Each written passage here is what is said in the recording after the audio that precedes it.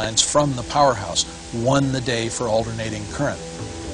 Entre 1892 e 1895 foi construído o túnel que desviaria a força do rio Niágara para as turbinas da usina. Durante o verão de 1894, guindastes elétricos acomodaram as 29 toneladas de turbinas, as maiores construídas até então, nos fossos de volante. As turbinas eram basicamente pás de moinho de vento que seriam movidas pela força das águas do Niágara. Quando a usina foi concluída, a água correu através dos 4 compartimentos e pelas canas de pinos, que seriam tubos verticais de 2,5 metros de diâmetro, antes de movimentar as turbinas, que por sua vez girava rotores abaixo dos geradores. Dentro do gerador, um ímã girava, criando um campo magnético que induzia uma carga elétrica em uma bobina de cobre. Desta maneira se produzia a eletricidade.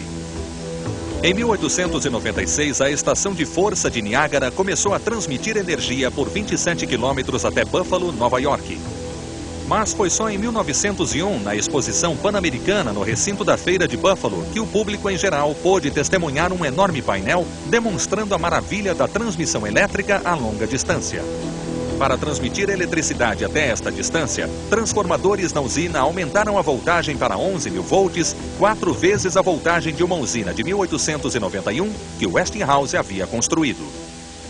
Dentro de um transformador, uma carga elétrica passa através de uma bobina condutora, induzindo uma carga mais alta ou mais baixa em outra bobina separada.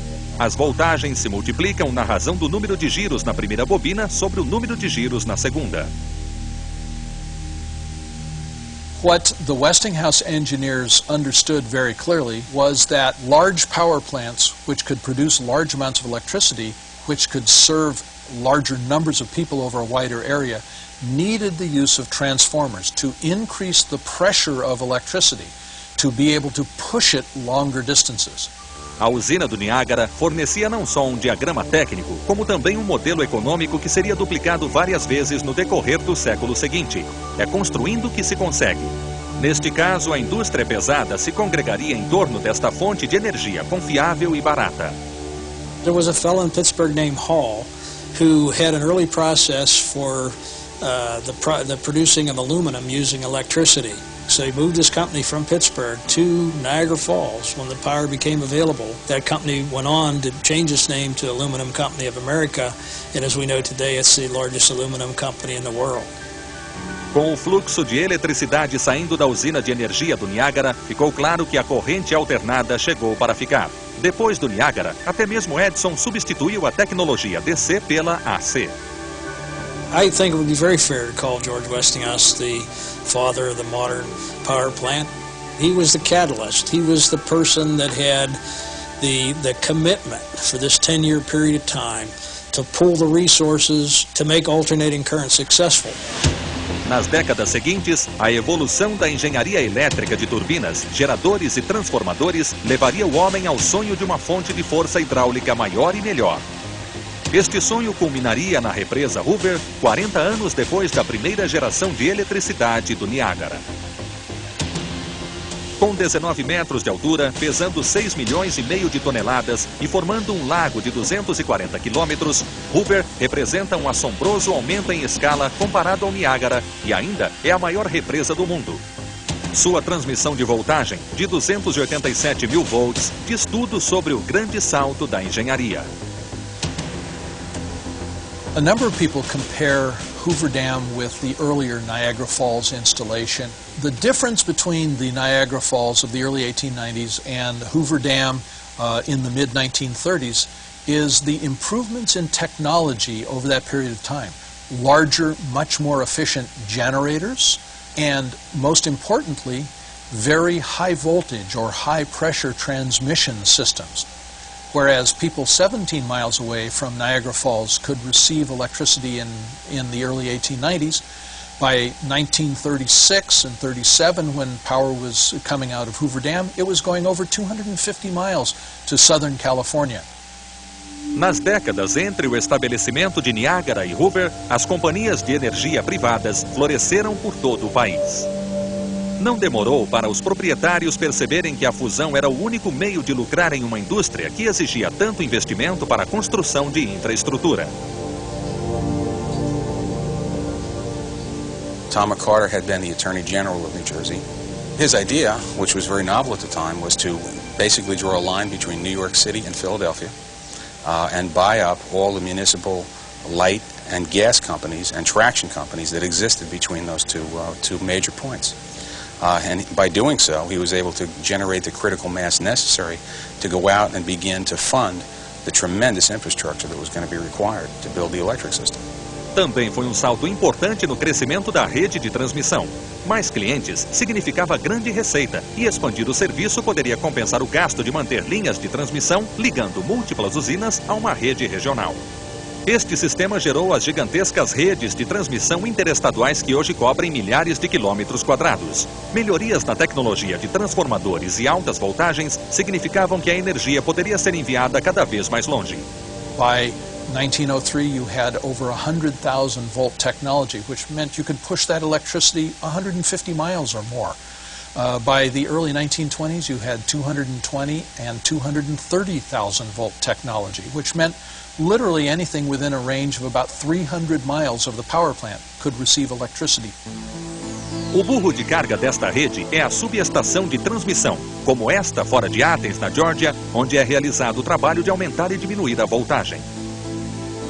Our network grid system is based on about 3 main voltages, and then we go to some lower voltages for shorter routes. But the network system is basically 500,000 volts, 230,000 volts, and 115,000 volts. The 500,000 volts is basically like an interstate system.